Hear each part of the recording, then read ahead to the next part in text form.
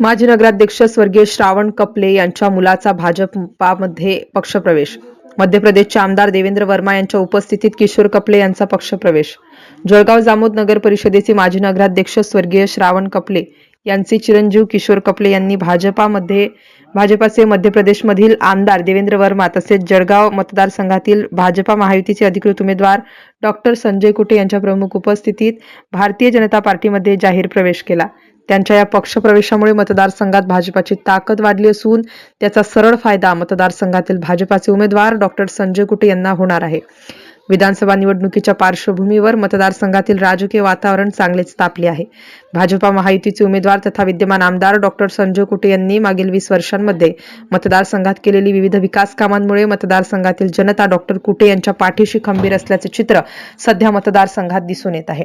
त्यातच किशोर कपले यांच्या पक्षप्रवेशामुळे आमदार डॉक्टर कुटे यांचा विजय निश्चितच असल्याची चर्चा राजकीय वर्तुळात होत आहे. MCN न्यूज मराठीकरिता दिलीप इंगळे, जळगाव.